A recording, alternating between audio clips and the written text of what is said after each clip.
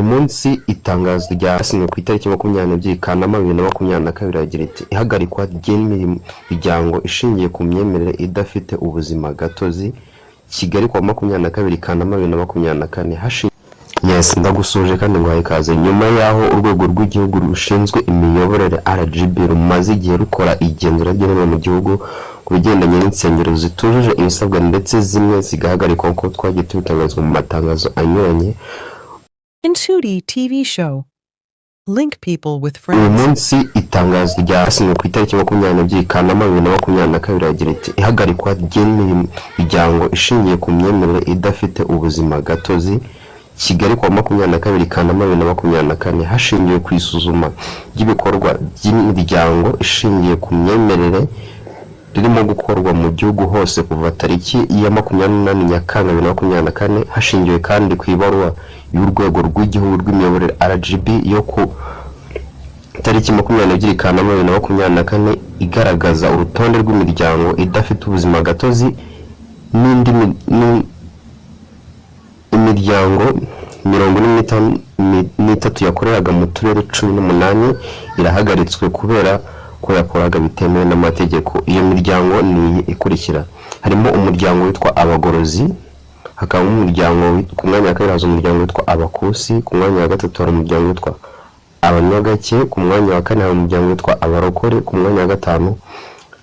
abavandimwe church, gatandatu agape sanctuary, karindwi apostolic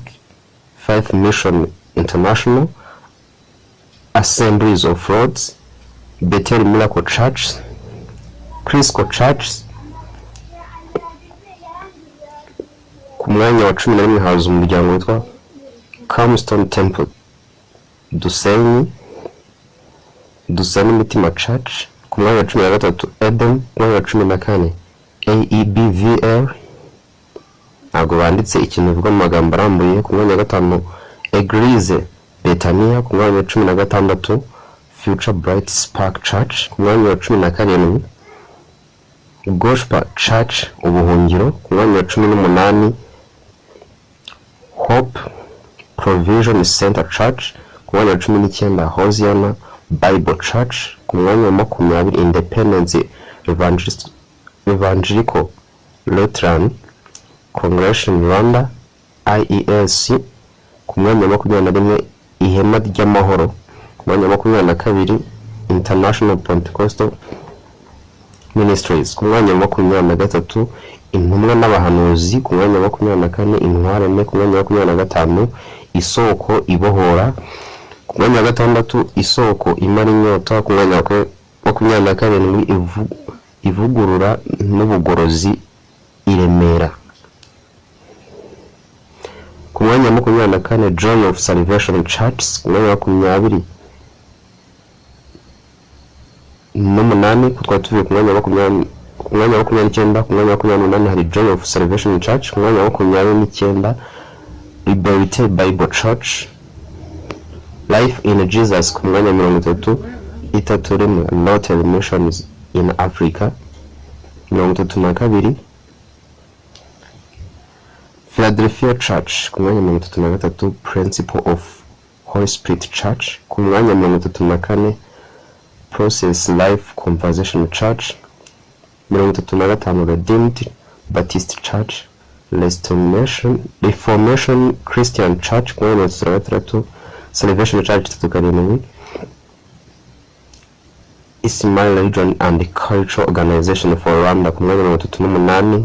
39 ubuzima bushya muri Kristo, 3 muri kuri 40 haza umwanya witwa umuryango witwa ADPL impinduka, 41 umugeni wa Kristo, 42 umurage w'abera Pentecote, 43 urwambariro rw'abera mu Rwanda. Ngayo nguko n'imiryango yamaze guhagarikwa ku butaka bw'u Rwanda mu gihe itari yahabwa ubuzima gatozi kugira ngo ibe yabasha kongera gukorera ku butaka bw'u Rwanda byemewe n'amategeko. Ndagushimiye wowe wanyatwe muri iki kiganiro, kora subscribe and share ujye ubasha kumenya byinshi bigezweho mu myidagaduro bivugwa hirya no hino ku isi no mu Rwanda. Mbaga kandi ugire umunsi mwiza, ibiganiro nakagaruka.